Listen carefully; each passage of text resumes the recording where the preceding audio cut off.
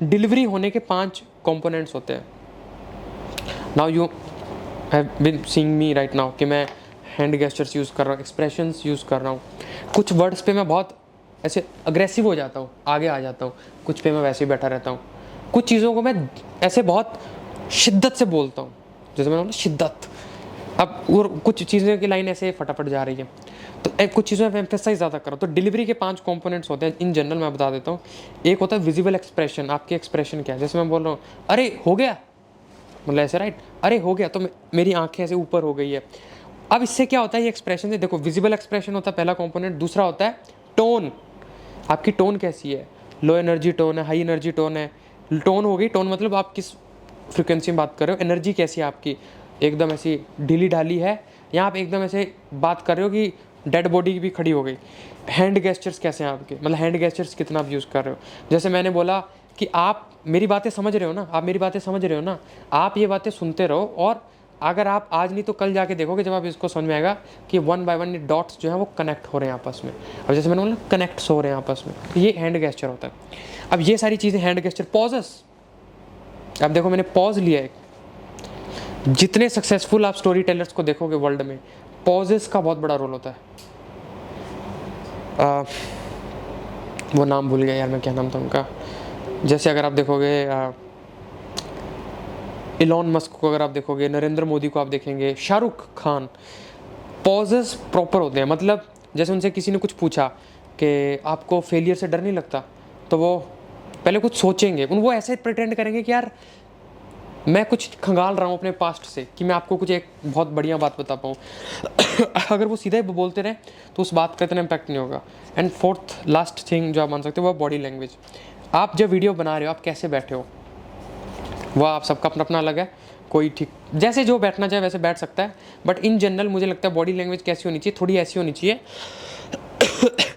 आप जो चाहते हो कि यार मेरी पर्सनैलिटी लोगों को ऐसे दिखे, उसी हिसाब से आप अपनी बॉडी लैंग्वेज को विजिबल रखो कैमरे में, तो ज़्यादा बेटर है।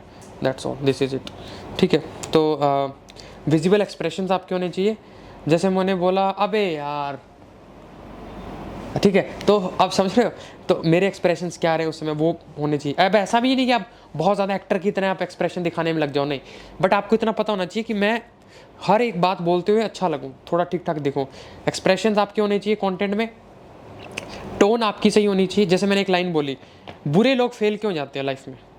अब इसको अगर आप एक नॉर्मल पर्सन इसको कैसे डिलीवर करेगा, जैसे क्या, बुरे लोग फेल क्यों जाते हैं लाइफ में, अब उसके आगे, और क्यों आप जैसे लोग पीछे रह जाते हैं। अब वही जिसको डिलीवरी अच्छी आती है वो कैसे बोलेगा इसको, बुरे लोग क्यों फेल हो जाते हैं लाइफ में। कभी सोचा आपने, जैसे मैंने बोला कभी सोचा आपने, मतलब आपको इमोशन जरूर डालना अपनी वीडियो में। ये जो मैंने 5 कंपोनेंट बताया ना, ये गेस्चर्स, पॉजेस, बॉडी लैंग्वेज जो भी है, ये इमोशन को डिपिक्ट करने का तरीका है। मुझे अगर पता है कि भाई मुझे एक क्यूरियसिटी आप में जनरेट करनी है, तो मैं वैसे इमोशन से बोलूँगा। अब जैसे एग्जांपल, मेरे हाथ में स्क्रिप्ट है कि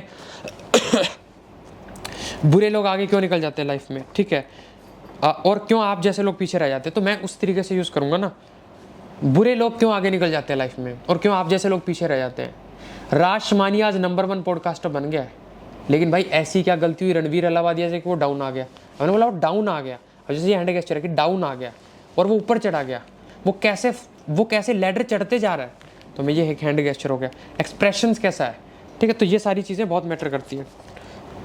expressions, tone, energy, gesture, pauses और body language. Emphasis on important line और वर्ड्स।